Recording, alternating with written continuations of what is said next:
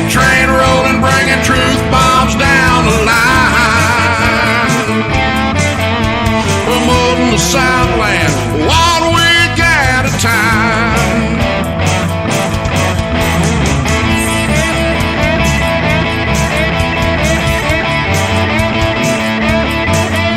Promoting the Southland 1 week at a time.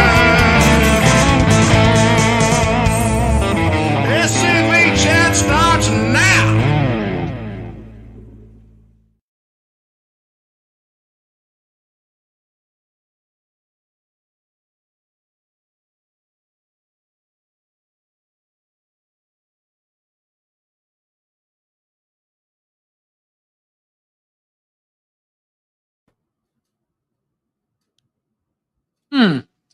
I didn't get to watch it, and maybe when I added that new slide in, it may have messed up the timing.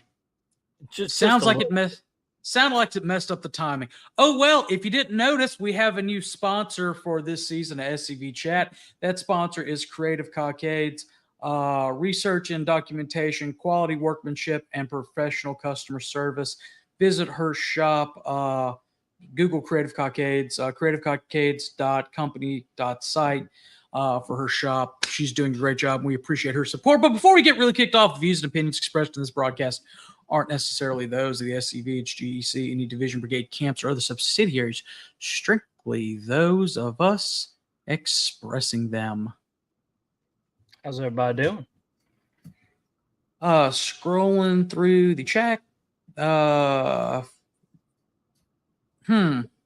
Carl's in a mood tonight. Hi, Jack. He says, Fiversham, y'all. Ninja chops are even worse on granite than Judy chops, and you're right. But you know what is really worse? Open hand slaps. Learned that the fun way. My thumb swelling has actually finally go down. Hello, Gerald. Hello, Miss Linda. Hello, John. David Pope. Glad that it is a beautiful evening there in Tennessee. Hello, disclaimer. Hello there from the General Lewis Armistead camp in Jacksonville, North Carolina. Frank Kirby, good evening. Victor Smith, we will be praying for Daryl Rattery. Paul Gremning. Jason Lloyd, I hope you stayed dry at the 160th Wilderness this past weekend. Jack DuPont, hello. Kyle Thompson is here and on time. You can't get the Harold Philpott Award if you're on time, Carl. Hello, or not Carl, Kyle. Hello, Susie. Hey, Ray. And everybody else that's slowly but surely coming in. Hope y'all are having a great Monday. We have had a very interesting weekend. We drove for 12 hours yesterday. We had a wonderful detour at Shiloh, which was a beautiful day for it. Not if your allergies are acting up. No. But beautiful day to shoot some videos, especially 8 times because you wrote the script and you could not remember your lines. 8 times? Just at 8?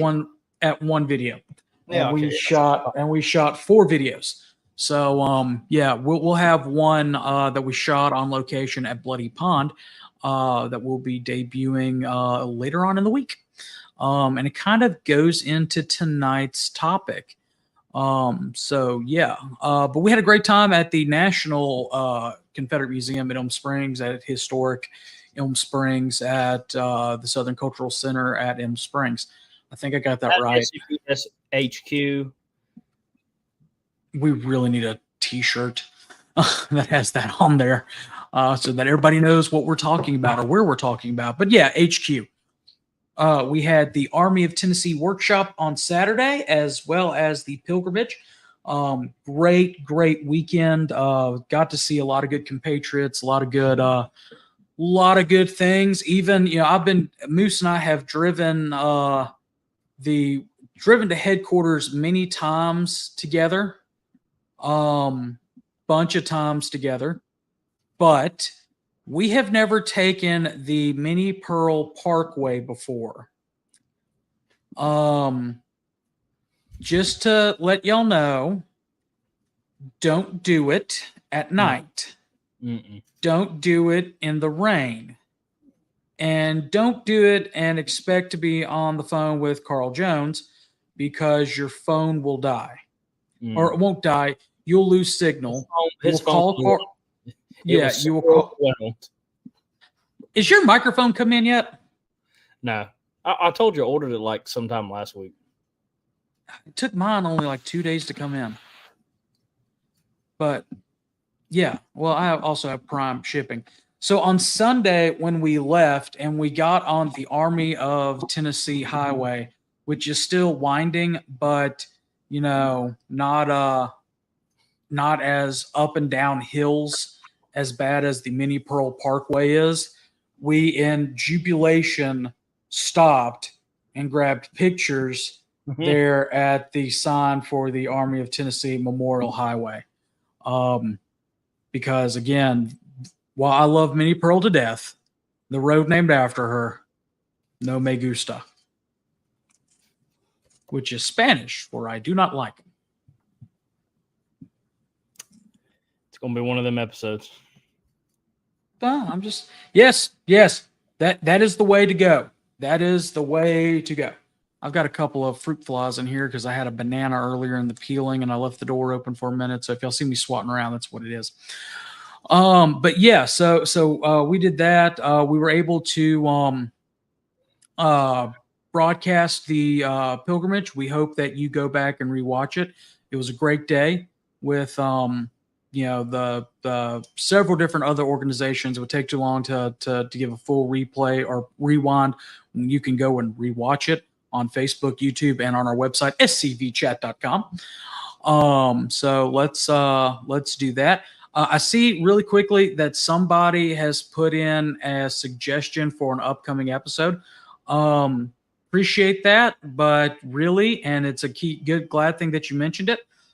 We set our episodes somewhat out in advance, and we have a couple of open days where on our schedule where we are actually asking we're getting our Patreons, our patrons, our members of Patreon to suggest episode topics.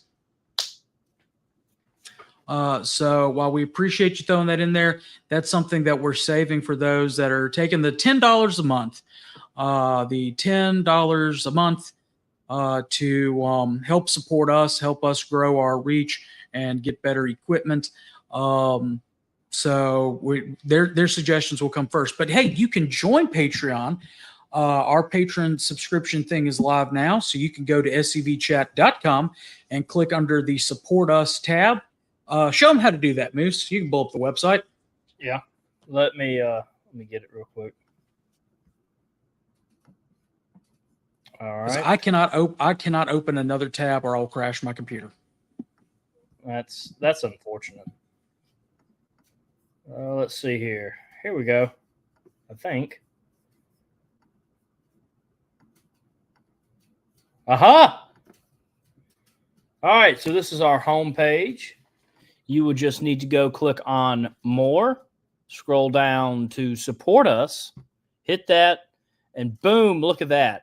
Our beautiful Patreon. There's a lot of perks that our Patreon gets. As GCB said, when we have a couple open episodes, we'll probably come to y'all for some support. You get early access to some of our content, as well as something else. But that will be talked about later.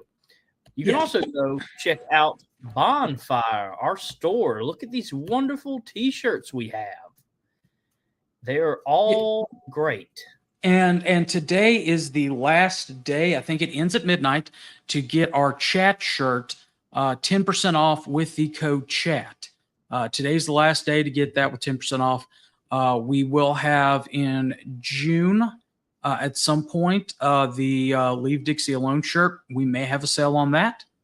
And then in July, the Nathan Bedford Forrest shirt, which is available in Tennessee Orange. For their birthdays, a little thing on that. So yeah, but definitely if we when we take suggestions for topics, our patron subscribers, because they are supporting us, they get the first access. So if you want to do that, join Patreon today. Yeah, we have a lot of great perks, like what GCB, of course, just said. So go check it out.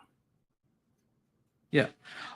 So anyway, about the AOT workshop, we had a great time at that. This is the first AOT workshop we did not broadcast, because A, we were presenting in part of it. B, we had to, or we didn't have to, we were broadcasting the pilgrimage ceremony, so we couldn't, set up in two places at one time.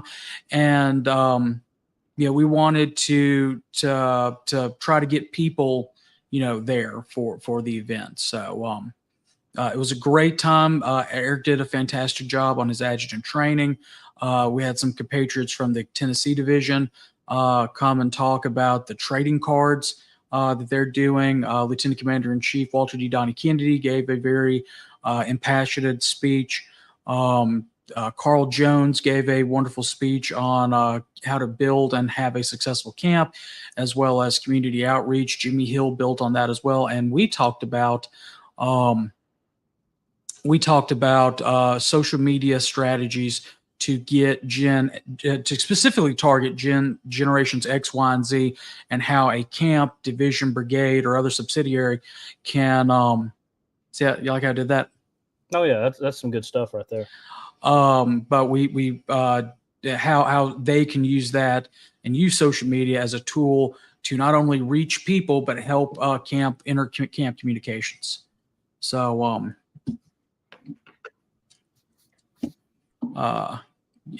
no, Carl, we're not doing a Son of Harold Philpott shirt.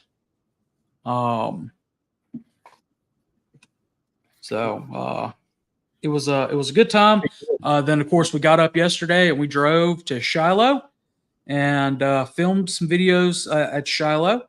Then left Shiloh and we were gonna stop at Friendship Cemetery, but as we were driving down, I think it was Highway 82, to get to where we need to be in central Mississippi, quite literally, we're passing a pasture on our left, and a bolt of lightning struck it, like right in the middle of that pasture. It was interesting. And I was like, nope, we're not stopping. And I ended the route there and put it in directly for the house. And we did stop and eat dinner and planned out some stuff for the future. A couple of key dates to remind everybody. On the Memorial Day, which is the 27th, we will not have an episode. We are going to, Moose and I are both going to be out of town, or traveling back from being out of town that day. So we're not going to have an episode on the 27th. We will do a replay of probably the last video reaction that we did. That one was pretty good, but we'll do that. What other dates were key in that, Moose? July 4th? 1 second. I got to pull it up. Let's see here. The days we don't have anything right now is looks like July 22nd, July 4th, and May 27th. Yeah, we have maybe off on that. Yeah, that one's more than likely. I've been looking at my travel schedule. So July 4th, of course, is Independence Day, and we hope everybody has a wonderful Independence Day, but that's a Thursday, so we will not have Look Around the Confederation that day. We'll be off that. And then July 22nd, which is the Monday following the national reunion, we always take that Monday off. Mm-hmm. So we will be off those 3 days. But the 22nd, y'all will be tired of seeing us because starting on the 17th, we will be going live at least daily from the national reunion. So the 17th, 18th, 19th, and 20th, at least once a day, we will be going live We look forward to seeing everybody in Charleston. And if you have not registered for the National Reunion, like some people I know, register. Yeah. I think Jack, Friendship Cemetery is where General Stephen D. Lee is buried. You're thinking of Greenwood if you're talking about the cemetery in Jackson. I've just been thinking about it, and I think a Son of Harold Philpott shirt would sell really well. I agree. Maybe. But I actually want to put a picture of him on it. Does anyone have a picture of the Son of Harold Philpotts? Because I know he's not on social media. I think we need to stick a pin in that, because we have a lot more somewhat impressive designs of shirts. I tried that we're trying to launch for the Southern Signature Series. Yeah, we got a lot of good stuff coming up, including tonight's episode. You want to go ahead and do we want to take a break first and highlight again our sponsor for this season? Or do we need to, or do you want to dive into the video? We can go ahead and kind of break up the episode and take a break and play one of our Pop-Tart commercials. But first, this one's not a Pop-Tart. This is an actual commercial. Oh, okay. Pop-Tart breaks are at 7:35 and it's 7:22. Oh, wait, I'm forgetting something, Harrison. What are you forgetting? I'm forgetting Ancestor of the Week. Oh, yes, you are. Veteran of the Week. I've got the picture. You get the text. All right, 1 second. Let me find the text.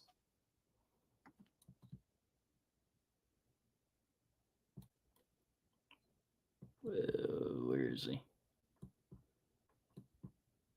I found it. 3, 2, 1. Veteran of the Week is Brigadier General Mark Perrin Lowry of the 32nd Mississippi Infantry and Lowry's Brigade of Claiborne's Division. He's the ancestor of Mike Moore, the Mississippi Division Adjutant. Fun fact about General Lowry, he is buried in Blue Mountain and was also, I believe, a preacher before the war, but for sure after the war. So just another example of the Southern soldier and their dedication to the Christian faith. So Mike is a great guy. He's been he was a great adjutant when I was division commander. He's still a great adjutant, and I hope one day that Harrison takes his place.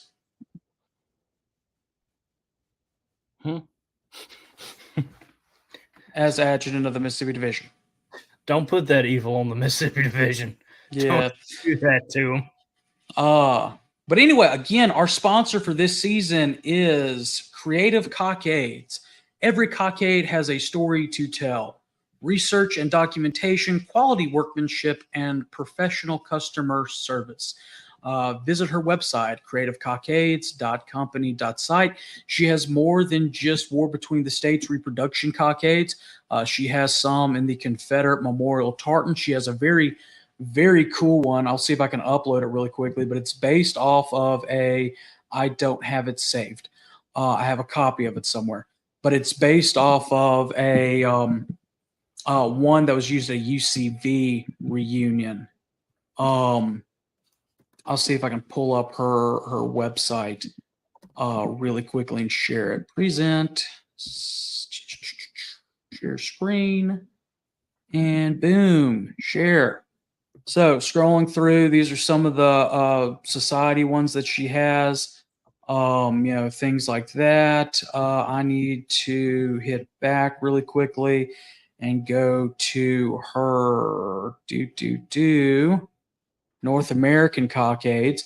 And as you see, she has Revolutionary War, War of 1812, Confederate, others. She's got the KGC badge, different flags, heroines. So if you have an OCR chapter, Alabama Secession Cockade, Arkansas, Florida, which is really cool looking, another Florida, Georgia, Maryland, Mississippi, Edwin Ruffin, Tennessee, Virginia, a light blue Virginia, Would love to get her to come to the Mississippi Archives and History and view the original that they have in their collection. Here it is. So this one I love to death and will probably purchase myself, but it's based off an original UCV cockade. It's got a picture of Robert E. Lee in it. Really, really cool. And I imagine Harrison is wanting one right now. Oh, yes. If I had money, I would have it already. The Jeff Davis one, Beauvoir ought to get those. We should. That's a good idea. So, that Bonnie is beautiful. Yeah, she does amazing work. She's very well priced. In fact, this one you can actually, you look here on it. You can submit a picture of your ancestor if you have one and have it in there. She also does it for mourning cockades as well. And then if you go into the Southern Heroes one, you can pick, Jubal Early or Jefferson Davis, John Bell Hood, if you're so, Beauregard, if you're so, and then of course, your ancestor. So give her a look, check out her website, and support the lady who is supporting us. And we will be right back after a message brought to you by our sponsor. There is a place nestled in the rolling farmland of southern Middle Tennessee. A home constructed in 1837, nearly lost to the ravages of war. Saved by a servant and a Confederate general. A place where families loved and lost.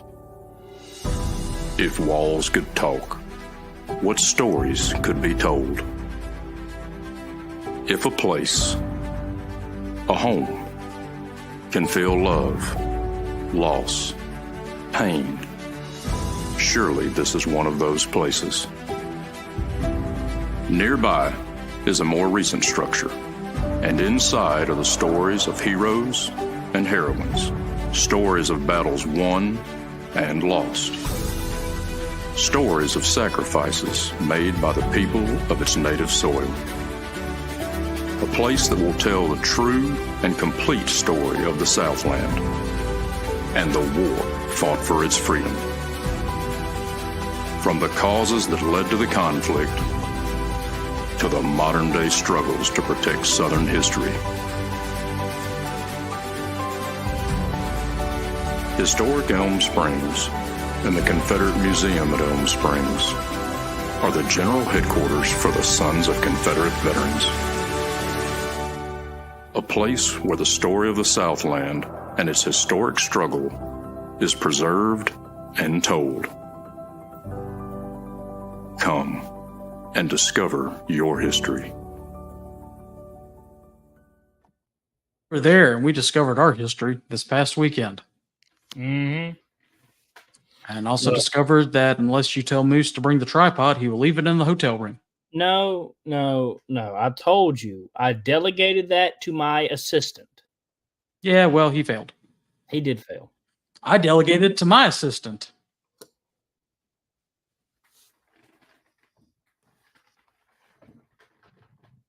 Looking at you. I'm still looking for him. I can't find him. He must be a small fella. Fine. Former aide-de-camp and co-host. Oh, I love how you... Okay, fine. Anyway, so tonight we have a very special episode. When we announced it, we kind of waited on Facebook, but we put it on Patreon. It caused some confusion, though. We are doing a reaction video. But everybody thinks that we're picking some, as the commander-in-chief would say, some Pez head to that's talking bad about our ancestry and stuff like that and tearing him a new one. But ... we're not. We are actually picking up a video that we agree with, and we're talking about it. Now, Moose, go ahead and do your copyright stuff. Please remember that we are under the copyright disclaimer under Section 107 of the Copyright Act of 1976. Allowance is made for fair use for the purposes such as criticism, comment, news reporting, teaching, scholarship, and research. Fair use is a use permitted by copyright statute that might otherwise be infringing, one of them two. Nonprofit, educational, personal use tips the balance in favor of fair use. No copyright infringement intended. All rights belong to their respected owners. Got the video? I thought you were getting the video, but I don't have the video. Give me 1 second. 1 second. All right, I got it pulled up.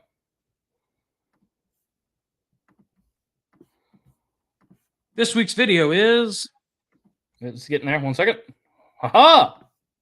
From the Abbeville Institute and the Gettysburg Address. Rewind it. I was about to say, are you ready? Yeah, rewind it. Let's get this. Let's kick this thing off.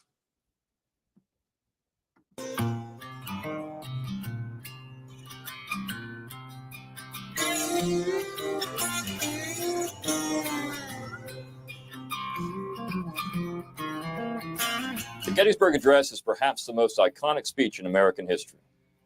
Students are required to memorize it, and it has become as important to American political culture as the United States Constitution or the Declaration of Independence. This is unfortunate because in this speech, Abraham Lincoln invented history, and by doing so, intellectually nuked the original Federal Republic. The address was not a conservative affirmation of founding principles, but a revolutionary manifesto that radically transformed America. Lincoln created a proposition nation at Gettysburg and crafted the greatest swindle in American political history. Lincoln delivered the Gettysburg Address on November 19, 1863, 4 months after one of the bloodiest battles of the War for Southern Independence. The president was invited almost as an afterthought to the event. He scribbled the speech on the train, a pithy 269 words that took him around 2 minutes to read, to a less than enthusiastic response from the gathered crowd. And Lincoln himself didn't think his words made much of an impact. Some members of the press agreed. The Chicago Times called it a flat and dishwatery utterance, while a Pennsylvania newspaper labeled it silly. Lincoln didn't realize it at the time, but future generations of Americans would buy his artful lie, hook, line, and sinker. It was common for both Northerners and Southerners to attach their respective causes to the principles of 76. For Southerners, that meant independence and resistance to a foreign power not of their choosing. But for some Northerners, the vast majority, the principles of 1776 carried a different meaning, one that Lincoln tapped at Gettysburg. From the onset of the war, Lincoln professed his desire to save the Union and the Constitution. That was the 1776 that most Northerners wanted to preserve. But at Gettysburg, Lincoln changed course. His 1776 constituted a radically different founding. 77 years ago, our fathers brought forth on this continent a new nation, conceived in liberty, and dedicated to the proposition that all men are created equal. This is nothing more than propaganda, and the newspaper editors that called it silly were more accurate than anyone is willing to admit today. Neither Thomas Jefferson nor anyone else in the founding generation paid much attention to the line, all men are created equal. This was not a radical statement by egalitarian ideologues interested in liberty, equality, fraternity, as in the French Revolution. It was an affirmation of British history, that British subjects were equal under the law. Lincoln distorted that meaning. And by classifying the United States in 1776 as a nation, Lincoln was cementing a myth that had circulated since the ratification of the Constitution, namely, that the United States existed before the states, and he clothed his questionable legal acts in historical legitimacy. But the historical record does not support his position. The United States did not constitute a nation in 1776. It was a federal republic, held together in common cause against illegal and unconstitutional acts by both king and parliament. Even proponents of the Constitution recognized this by insisting that the document established a federal, not a national government. Lincoln continues his fairy tale history by insisting that this nation of equals was facing a frontal assault by the South. Now we are engaged in a great war, testing whether that nation or any nation so conceived and so dedicated No Civil War existed in 1863.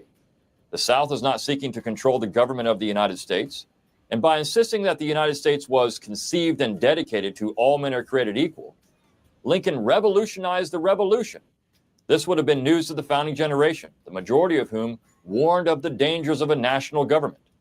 Lincoln insisted that Union soldiers gave their lives defending his proposition nation, but the evidence supports a different conclusion. Desertion rates skyrocketed after Lincoln issued the Emancipation Proclamation in 1863, and most Union soldiers, even at the time Lincoln delivered the address, insisted they were fighting for the Union, not the proposition that all men were created equal. Even during the war, some northern states had exclusionary laws that forbade blacks from living there. Racism was as deep-rooted in the North as in the South, and Lincoln never had an epiphany that blacks and whites were equal. In 1862, he said that blacks could never be placed on an equality with the white race, and insisted that the races be separated. He was opposed to slavery, but not to racism. By no means supported full equality in 1863. Lincoln eulogized the Union men who bled and died at Gettysburg for their dedication to some mythical, unfinished work. What he poetically believed was that this nation, under God, shall have a new birth of freedom, and that government of the people, by the people, for the people, shall not perish from the earth. These lines have resonated across the decades and have become near theological dogma from an American demigod. But Lincoln was playing fast and loose with the facts, even in 1863.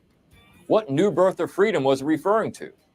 Slavery still existed in Union-controlled regions of the South, and Lincoln himself proposed in 1865 to postpone emancipation if the South would simply stop fighting for its independence.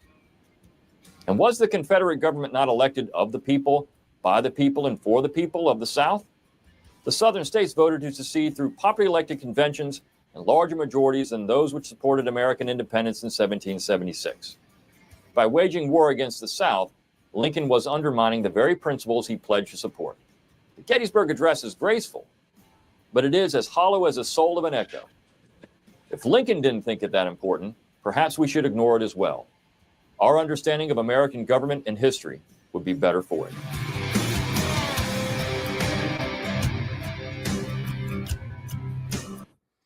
Before we move on, please go support the Abbeville Institute by watching this video. The more of you that watch it for them, the better it is for them. And also make sure you hit the subscribe button and turn on notifications because they have great stuff.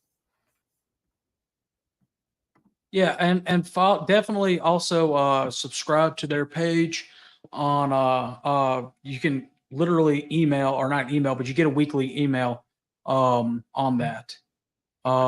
So yeah, it is fantastic. And if you go on the Abbeville Institution's website, there are several articles out there, and even a copy of what McClanahan says, so you can read along with it or everything like that.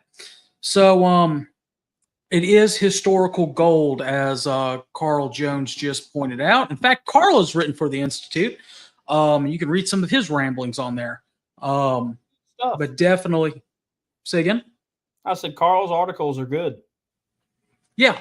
I have no life. I read the Abbeville Institute in my spare time. Well, it is a great jumping off point for historical research. Oh yes. So a lot to unpack there.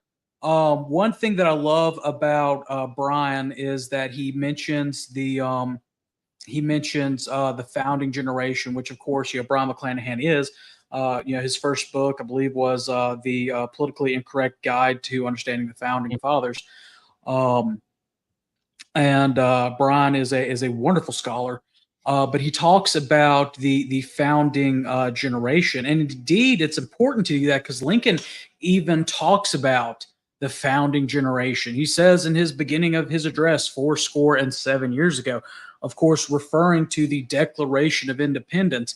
And, I get it. Lincoln was a self-educated scholar, taught himself to read and all that other stuff. Well, evidently he didn't teach himself how to comprehend, because if he had, and he really did study the Declaration of Independence, he would have read the key portion of the Declaration of Independence, which we've quoted on here. But you have to remember, back to this key portion was also it was introduced by a Virginian, a Lee of Virginia, but it was essentially be it resolved that these colonies are and ought right to be free and independent states. Let's pause right there, and that's key. Independent states.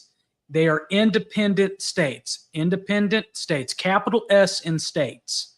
A state being not just like what we think in these United States, a section of it, but no, its own independent country, acting upon itself, that they of and ought right to be free and independent countries, that they are absolved, and again that they collective, not we, not saying we, that's collective, but not it is absolved. They are absolved from all allegiance to the British Crown, and that all political connection between, what's that word, Harrison? Between, let's see here, my eyes. Between them and the state of Great Britain. Wait. What was that after between? The state of Great. No. After the word directly after between them. Between them, meaning more than one. Them. Think of it. Who's over there? They're over there. It's them. Them. More than one. And the state of Great Britain. Again, look at independent states and how the state of Great Britain. It's making the independent states equal with the state of Great Britain. It's a balancing act. It's showing that they are independent and they're equal to, as their own sovereign nations, than Great Britain. That it is and of all totally be dissolved, and that free and independent states, they have the power to levy war, conclude peace, contract alliances, establish commerce, and do all other acts and things which independent states may do. That was the view of the founding generation, 47 years prior. It was not, that was their view. That was the view of 1776. And again, Brian is completely correct in his understanding and stating out the fact that they were free and independent states, that the idea of the founders were that these United States were, not is. I think Shelby Foote said something to the fact of what was the big thing that the war did. It took them from a collective group of states to the idea of a solidified union, which again is something that Lincoln is proposing in his Gettysburg Address. But if we want to continue to look at the ideas of the founding generation, especially the man who wrote the Declaration of Independence, especially what Jefferson wrote later on, in the Kentucky and Virginia resolutions, pretty much in his Kentucky resolution, he wrote that when you boil it down, two main points. One, that the Union is a compact amongst individual states that delegates specific powers to the federal government, delegates very specific powers to the federal government, and reserves the rest for the states to exercise themselves. Individual states have the right and duty to intervene between citizens and the federal government. And that's what secession was the idea that they should be able to, we don't like what the federal government's doing. It's overstepping its bounds, so we're quitting. Mm-hmm. But Lincoln in 1863 did not understand that. But you know what's funny, Harrison? What's funny, GCB? Lincoln understood that in 1848. Really? Yeah. Lincoln said in January of 1848, in a debate about the Mexican War, any people anywhere being inclined and having the power have the right to rise up and shake off the existing government and form a new one that suits them better. I mean, yeah. This is right. This is a most valuable, a most sacred right, a right which we hope and believe is to liberate the world. Unless you're already in his perpetual union.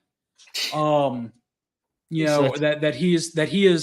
Lincoln, is implying that. That's one of the things in Lincolnian American or even most Yankee thought process is that the Union existed before the Constitution. And I love the fact that Brian brings up the join or die picture that Ben Franklin drew. And most people who look at that think that, oh, well, if they think of it with a nationalist point of view, and they don't realize that Ben Franklin actually got the idea of that from the Iroquois Confederacy, excuse me. The Confederation of Native American tribes who, even though they were independent of each other, joined and band together to fight European settlement on the North American continent. That they were trying to preserve their way of life, that they created their own tribal confederated government. So I'm really glad that he put that on there because, it's so misinterpreted by modern historians. So that's very good. David Pope actually sent us this quote, and it's a rather long quote, and I'll bring it up here in a second. But he makes a really, really good point in what he presented. Pull down General Mark Perrin Lowry really quickly for me. Thank you. But let us not forget that it is talking about the Gettysburg Address, that it is oration, not logic, beauty, not sense. Think of the argument in it. Put it into the cold words of every day. The doctrine is simply this, that the Union soldiers who died at Gettysburg sacrificed their lives to the cause of self-determination. Quote, that government of the people, by the people, and for the people should not perish from the earth. It is difficult to imagine anything more untrue. The Union soldier in that battle actually fought against self-determination. It was the Confederates who fought for their rights of the people to govern themselves. What was the practical effect of the Battle of Gettysburg? Next slide says that what else than the destruction of the old sovereignty of the state, i.e. of the people of the state. The Confederates went into battle an absolutely free people, and they came out with their freedom subject to the supervision and vote of the rest of the country. And for nearly 20 years, that vote was so effective that they enjoyed scarcely any freedom at all. Am I the first American to note the fundamental nonsensicality of the Gettysburg Address? If so, I plead my aesthetic joy in the emulation of their sacrilege. Excuse me. That was from H.L. Mencken, from his book. Mencken. Sorry. Drove for 12 hours yesterday. His book Prejudice, his third series, published in 1922, roughly around page 71 or 75, depending on which copy you get. But thank you, David Pope, for sharing that. Really quickly, looking back through this, Carl makes a very good point. Article 3 of the Constitution refers to the states as their and them and not it and its. Another more proper way of referring to the United States would be the United States. No state would have ratified a singular, inescapable, and indivisible nation, and that's true. The founders fought a war, to leave to leave Great Britain. That generation understood the horrors and understood independence, just like our Confederate ancestors did. And again, just like Brian said, the idea of this perpetual union and everything morphs. Really, the Gettysburg Address is a piece of propaganda, but it's propaganda to force to, like he said, change history, change the narrative for the Union to make Lincoln look less like a tyrant. And we'll talk more about the tyranny of Abraham Lincoln in a second. I'm trying to get caught up on this. John, that speech was given in 1848, January 12th, 1848, about the war with Mexico. So if you Google any people anywhere, Abraham Lincoln, it'll bring up that portion of the speech. Carl Jones also says every Congress leading up to independence and every Congress during the war was dissolved when business was concluded. As John Adams pointed out, a Congress was merely a meeting of ambassadors from sovereign states. Again, that whole idea, that spirit of 1776, that the states were independent of each other, that they were joined together for common that later on comes into the Constitution, but that it's a compact, that it's not a indivisible, pre-existing, hey, once you join this social club, you can't quit this social club, and we get to tell you how to live your life. That was not the idea. Nobody would freely join that type of institution. No, and I think it's ridiculous for people to think that as soon as our founding fathers got out of Great Britain, they would want to enter into an agreement of never-ending status, that they couldn't leave, that the people that wanted independence so bad that they left a nation would go and do it again. Doesn't really make sense. Right. And it really, really doesn't. As far as the speech in and of itself, Brian mentions a couple of contemporary firsthand accounts from reporters. He of course mentioned the Chicago Times, which, where's Abraham Lincoln from, everyone? Illinois. Where's Chicago? Illinois. Yeah. So it's very appropriate to point out that even his fellow Illinoisans said, and the whole quote was, the cheek of every, and this is completely sarcasm. When they said the cheek of every American must tingle, or actually, excuse me, it's not must tingle, and then ... with the shame as he reads the silly, flat, dishwatery utterances of the man who has to be pointed out to intelligent foreigners as the president of the United States. It's sarcasm about, you should feel tingle. Well, I'm reading a sarcasm. I apologize. No, your cheek should be a flush with embarrassment. That's what they're implying. But you should be flushed with embarrassment when you read that. Now, he talks about the foreigners, and it's very important that we bring up one quote from the Times of London. When they wrote of the speech, the Gettysburg Address, the ceremony at Gettysburg was rendered ludicrous by some of the luckless sallies of that poor President Lincoln. And then, of course, they mentioned the Harrisburg Patriot and Union when they wrote, we pass over the silly remarks of the president for the credit of the nation. We are willing that the veil of oblivion shall be dropped over them and that they shall no more be repeated or thought of. Again, his own people did not even care for the speech. There's a quote from the guy who gave the main, and he wasn't, and like Brian said, Lincoln wasn't even the main speaker at this. And Lincoln says in there that something of the world will little remember what we say here today, trying to pawn off that, the world's not going to remember what I say. But it's not until well, let me backtrack. The main orator of the day, said, "Oh, that was such a great speech." Well, it's kind of like a macaroni picture of a dog that looks like an octopus that your kid or grandkid gives you. You say, "Oh, yes, sweetie, that's great." It's kind of, in my opinion, the same thing.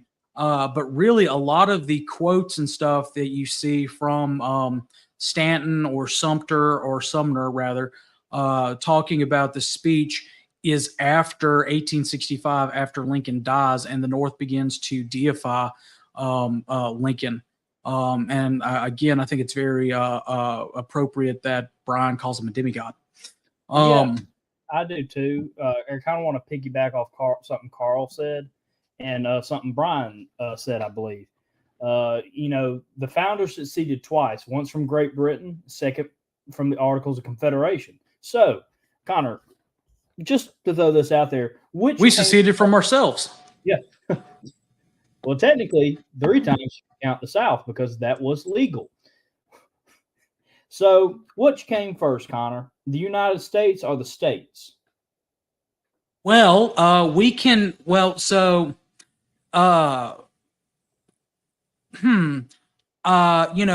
1776 comes way before 1780 when the Constitution was ratified. And even before then, the fact that each individual state still had to ratify the Constitution and wasn't left up to a federated Congress do that. It took 2 years. The Constitution was written in 1787. It didn't get ratified and accepted until 1789. So that is when you can officially say there was a United States of America. Before that, though, there was Virginia. There was Mississippi. Well, no, not Mississippi. No, 1817. Sorry, I have Mississippi pride. I just wanted to throw them in there, and then I remembered my state's birthday. Well, there was Virginia, there was South Carolina, there was Georgia, Delaware, New Jersey, New York, Rhode Island, Massachusetts, Connecticut, going up the Eastern Seaboard, Vermont. You had the original 13 first, and again they had to each individually ratify. They each individually had to agree to work together. They were each independent free states. Yes. And one thing that I want to point out, I liked it. The Declaration, I can't remember where at, but, it says government rests upon the consent of the governed. Government just doesn't get to come in and make a decision for you. Government can't come in and tell you how you should make a decision. They shouldn't come in and control your lives. And that is one of the basics of why we left. And let's see what Carl said. That's a good point, Carl. Very good point. If the states had not been sovereign, they'd have no authority to ratify the Constitution. Every state had to have a constitution making it a sovereign entity prior to entering the Union. The states came first. Man, I love having Carl in the comments. I think what you're trying to get at is that to secure these rights, governments are instituted among men, deriving their powers from the consent of the governed. Yeah, that's right. I was paraphrasing. I probably should have said that, but that's the exact quote from it. Yeah, that's the exact quote. But you know what the next part of the quote is? What is it, Connor? I'm trying to get it to load into StreamYard. Oh. The next quote is that whenever any form of government becomes destructive to these ends, it is the right of the people to alter or abolish it and to institute new government. So, now if we take those same ideas from the founding generation that Lincoln is quoting or not paraphrasing, but referencing when he's saying 7 years ago, and he's talking about that document that was done 7 years previous. The South had the right because they instituted the men, or I say the men, but the citizens instituted their government. They consented that some of the powers would be given to that government. Mm-hmm. And when they felt that that form of government became destructive to their ends, of life, liberty, and the pursuit of happiness, it was their right to alter, which they did, or abolish it, which they did. They altered it by leaving, and then they abolished it by leaving. And they instituted a new government. A government that was of the people of Mississippi, of South Carolina, of Georgia, we'll just look at, or South Carolina, Mississippi, Alabama, Georgia, Florida, Louisiana, Texas. If you want to count about the first 7, then Virginia, Tennessee, North Carolina, Arkansas, Kentucky, and Missouri. Maryland didn't get a chance because Lincoln didn't like the idea that he didn't like what he said in 1848 anymore. He didn't like what Jefferson said in 1776, so he arrested the secession delegate or the secession convention of Maryland.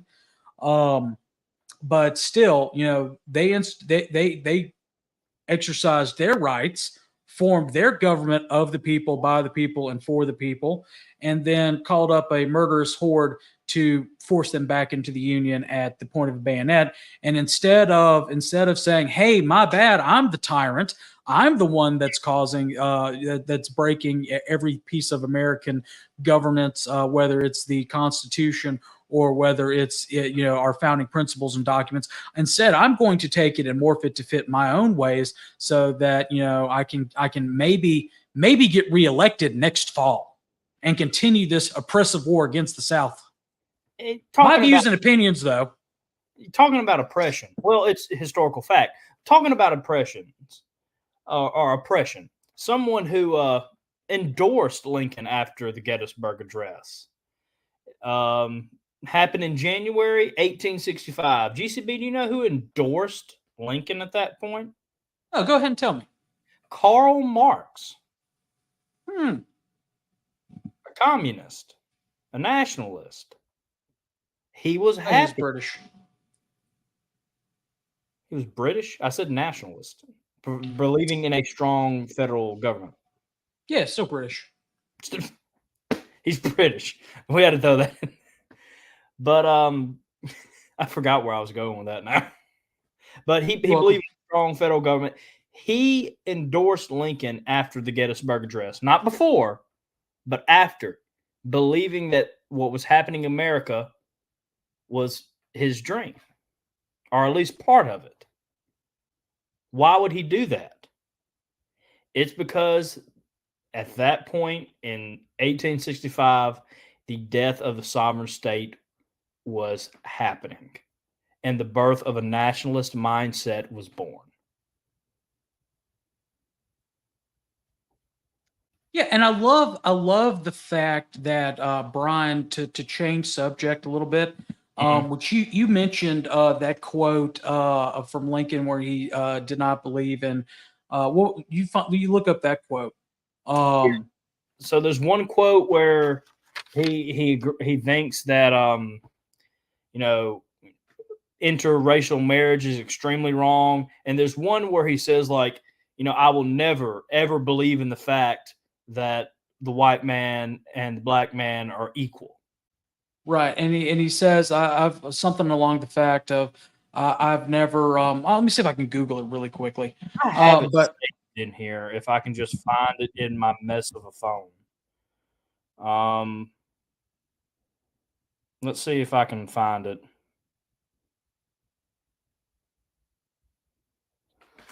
Let me 1 second.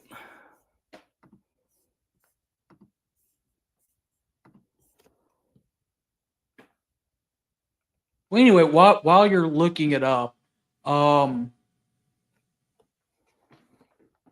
there's a physical difference between the white and the black races, which I believe will forever forbid the two races of living together. While they do remain together, they must be in position of superior and inferior, and I'm as much as any man in favor of having a superior position assigned to the white race. Now, that's one of Lincoln's quote in the Stephen Douglas debate. I got 3. Oh, here it is. I will say that I am not, nor have I ever been, in favor of bringing about in any way the social and political equality of whites and blacks together. No, that's not it. What's the third one? I have 3 right here, but let's see here. I don't think they're from this debate. One is from 1858.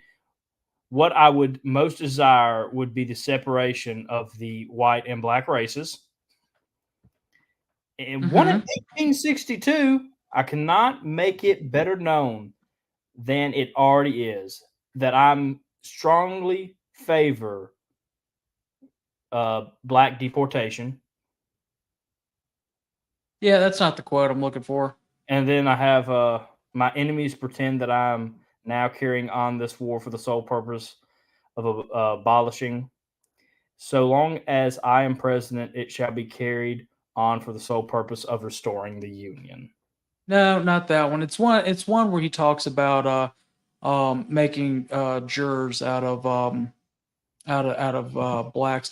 But anyway, it's mighty interesting that again that's like 6 or 7 quotes from Lincoln, there's or five quotes from Lincoln with his race views. But it's in 1853, his own home state. Say again. Are you talking about the one where he's talking about equality? Yeah. I am not, nor have ever been in favor of bringing about in any way the social and political equality of the white and black races. Yeah, there we go. That one. And Brian also mentions that many states had anti-black laws, including Lincoln's own home state of Illinois. In 1853, they passed a constitution, or actually, excuse me, 1848, the same year Lincoln's in Congress talking, in favor of Texas's secession from or Texas's independence from Mexico. The state of Illinois passed a constitution that required the state legislature to prohibit African Americans from moving to Illinois. So that's and that was an ongoing thing. But yet, historians and people who love Lincoln for and call him the great emancipator and love him for the new birth of freedom that he brings up in his in the Gettysburg Address, they failed to mention that. They failed to mention the historical hypocrisy in Lincoln himself, in not only his home state but within the rest of the North. They failed to mention that in July of 1863, after the Battle of Gettysburg, right after the Battle of Gettysburg, there was such hatred for the war that when the draft was kicked off in the North, and they offered the ability for you to be able to buy a substitute, and not have to go fight, that they rioted in New York City, and that a vast majority of the New Yorkers ganged up on the African American inhabitants of New York, and people failed to mention that. They failed to talk about that. They failed to bring that to the table. Yet Lincoln is deifying his own soldiers by saying, "Oh, they're going to bring out a new birth of freedom to help push his idea of the Emancipation Proclamation," which really, if you want to look at the Emancipation Proclamation, didn't do anything. You muted yourself there, Harrison. But it in occupied territories, and by occupied territories I mean places in Louisiana and Tennessee that had already been recaptured by the Union, that was under federal occupation. The people in those areas were able to keep their slaves, whereas the rest of the South, it was a threat to get them back into the Union, which goes back to that whole ideology. If the South only cared about the institution of slavery and fighting for the institution of slavery, why didn't they just go back under federal command and federal authority? No, it was about imposing their will onto us. Lincoln just tries to take the moral high ground and tries to build the moral high ground. Again, complete propaganda started before this, but really codified in his Gettysburg Address.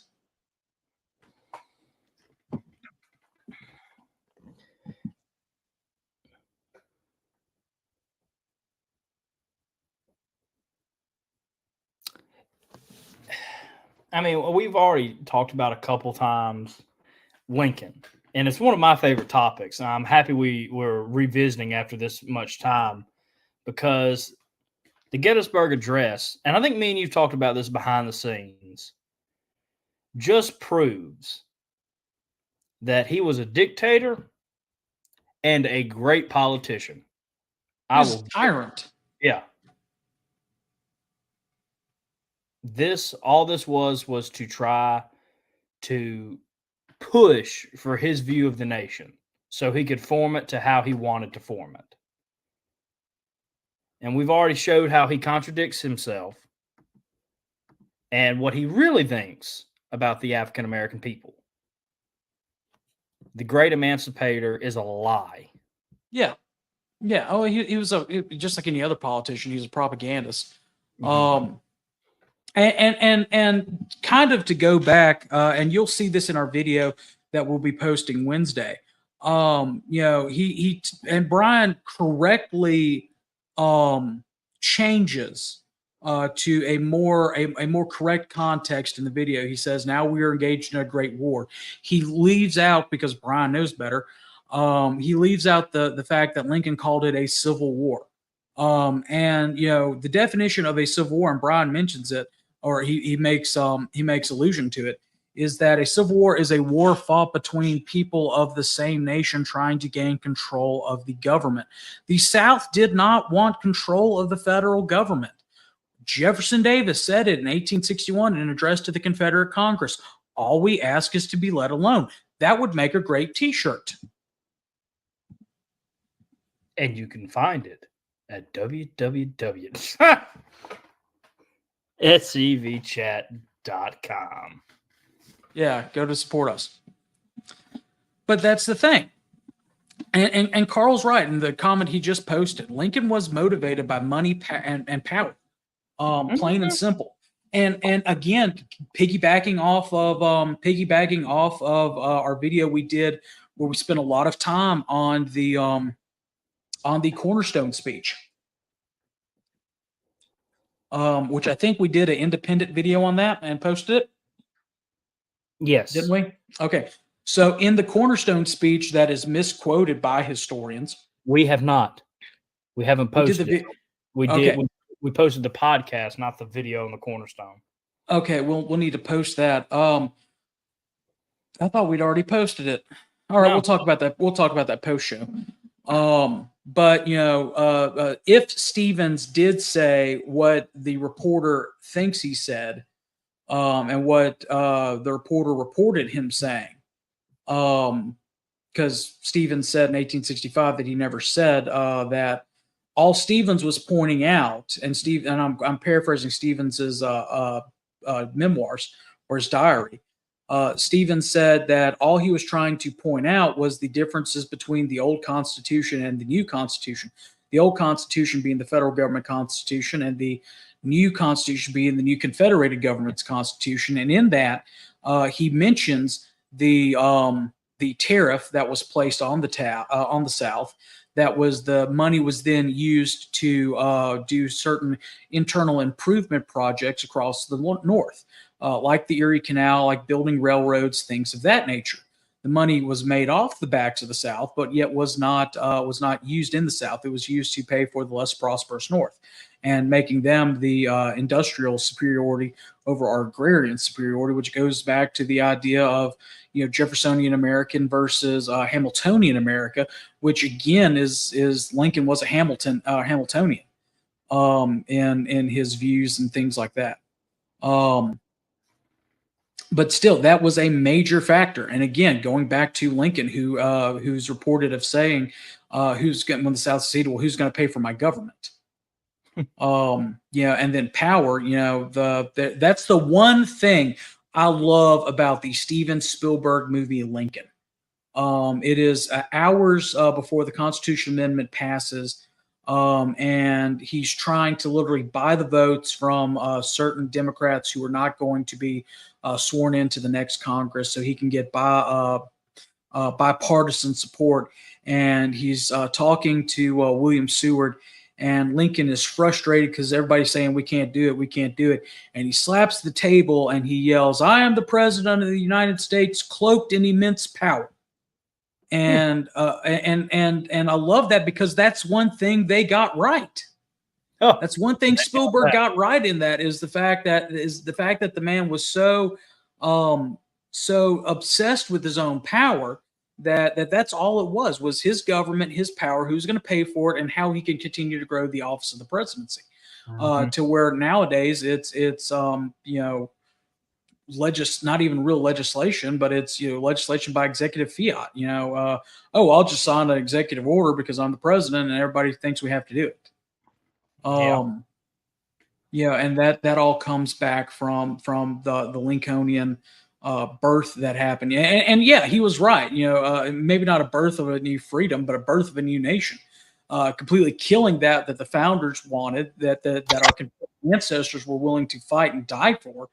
Instead of maintaining the principles of the founders, this new centralized government that was completely surpassing or usurping the powers delegated by the states to the centralized government, and making that centralized government the main driving force that we have to this day.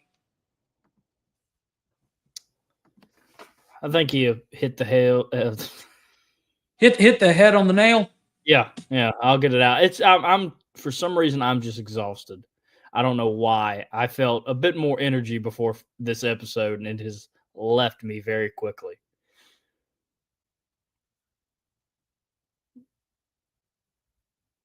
Trying to scroll through, see if I've missed anything. Oh. I'm reading through the text of Brian's video. Lincoln continues his fairy tale of history by insinuating that this nation of equals was facing a frontal assault by the South. So now we're engaged in a great civil war, testing whether that nation, renation, so conceived, so dedicated. Really, you want to look at a nation of equals. You want to look at a nation of equals. We are not a nation of equals. We are sure not a nation of equals. Where in 2024, we can't even have a reconciliation monument anymore over Confederate graves. Where we can't even have memorials to our fallen dead because it may hurt somebody's feeling.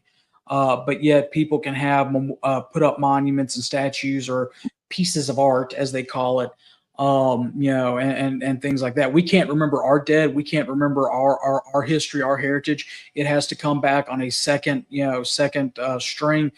We've been relegated as a people to a second-class citizenry. My opinions, my views. Correct views. Yeah, but my views. But we've been forced to be that way for 160 years. So much for his nation of equality, that he's talking about.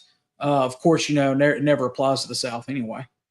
Scrolling back through Brian's talking points really quickly. I think we've covered that we were not a nation in the sense we were a group of states that were bound together. We've helped prove again that the historical record does not support Lincoln's position. Check mark on that. It was a federal republic held together in common cause against, I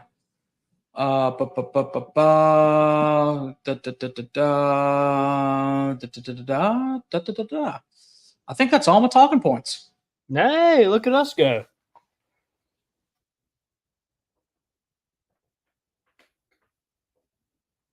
So scrolling through, looking at Carl's talking points. I think he put that one up, but I didn't get to read it.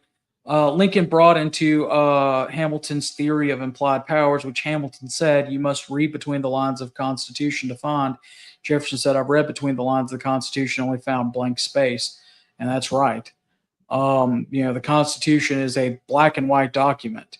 It's shalls. Like the shall not be infringed. We shall not create a national religion. It's very specific on what can happen and what can't happen.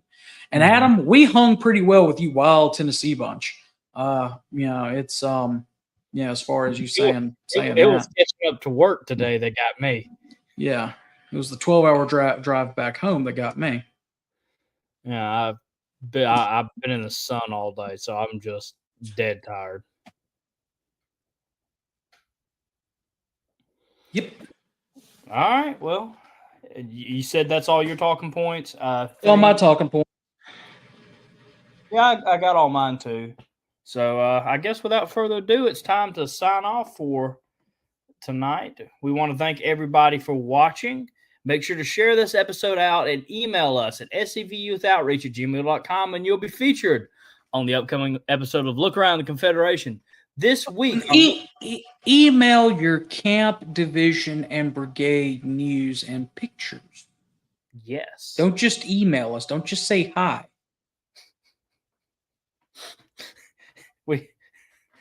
We won't respond to that. But yes, please email us. Tune in at 7 p.m. Confederate Standard Time. We will have Carl Jones on to talk about his platform for Army of Tennessee Commander. And make sure you check out Look Around Florida this Tuesday at 7 p.m. as well. I don't know what Mr. Sean has planned, but you can expect a lot of good stuff from the Florida man. Make sure, yeah. Oh, I always forget. We have flyers now. Look at that. Aren't they beautiful? Aren't they beautiful? Oh, yeah. Make sure on the Look Around, you send everything in before 3 p.m. on Thursdays to ensure that it gets on the episode. But without further ado, oh, wait. Yep. Patreon. Support it, please. Or Connor will do something. We'll force Connor to do something. Yeah, no, we won't. Also, support this season's sponsor, Creative Cockades. Every cockade has a story to tell, research and documentation, quality workmanship, and professional customer service. CreativeCockades.company.site. Miss Heather Sheen does a fantastic job. In fact, Moose will be getting a version of a Mississippi Secession cockade in June. Yeah, and in fact, I would love to see everybody in the Confederation get one from your home state, or at least the home state of your ancestor if you're in Upper Dixie, to wear to National Reunion. So that would be good. David Pope says that he got the StreamYard issue fixed. Friday Night Live will be in a week and a half. The new blog that just started, East Tennessee Confederate Chronicle.wordpress.com. Give David a look, a watch. David, like I said, he gave us those slides talking about the Gettysburg Address, and we appreciate him sending that. David got a preview of this episode because he's a member of Patreon. So he was able to send in his talking points and stuff like that. If you are a member of the SCV, but you know somebody who does not have the genealogical or physical requirements to join the SCV, recruit them for the Friends of the SCV. You do not have to be it's open to men and women. For $45, you get a subscription to the Confederate Veteran magazines for 1 year, a membership certificate, and a lapel pin. Subsequent donations of $35 or more each year will continue your Confederate Veteran subscription. Visit scv.org for more information. We have about 250-ish friends. We need to be up to 250,000. Think about the people that you know in your community that support us but can't join because they don't have the blood that we do. Well, they can still support us this way. Hey, Moose, have you gotten your chat t-shirt yet? Not yet. Mine's on the way, though. Would be a lot cooler if you did. Because we have a lot of them that tie into tonight's episode. We've shown the Jeff Davis Leave Dixie Alone, but also we have the South was right in 1861 because America was right in 1776. Amen. We also have a Thomas Jefferson one. The true patriot will defend his country from its government. There's another quote from the founders that disproves Lincoln. Amen. And, of course, all we ask is to be let alone. You know, some of these days, the more the government gets controlling and wiping away our heritage, I agree with good old President Jefferson Davis. Just leave us alone. And remember what Patrick Claiborne said before his death. Surrender means that the history of the heroic struggle, of this heroic struggle, will be written by the enemy, that our youth will be trained by Northern school teachers, will learn from Northern school books their version of the history of the war. Things like the Gettysburg Address will be impressed by all of the influences of history and education to regard our gallant dead as traitors and our main veterans as fit subjects for diversion. Patrick Claiborne said that. It's our duty to prevent that from happening. You know, Harrison, what I had to when I believe it was high school that it was a requirement for me to memorize the Gettysburg Address. What my father made me memorize? What? I had two things to memorize. I had to memorize Robert E. Lee's definition of a gentleman and General Order Number 9. That's pretty cool, actually. So for every one thing of that tyrant I learned two things of Lincoln. Or excuse me, two things of Lee. God, I'm tired. God forgive me for saying that. Whew, Lord. We are give out. Yeah. Anyway, Moose will be back on Thursday. So remember to check out our other shows, other ways to support us on Patreon, support our sponsor. Remember that even though April is over, Confederate Heritage is not just April, but it's 365 days a year. So get out there and do something. Be that positive influence you want to see in your camp. Like the page, share the video, subscribe to the YouTube channel. And in the words of the late and great Harold Philpott, remember, as always, no Fumar in the elevator. No Fumar in the elevator. And Redder Frog.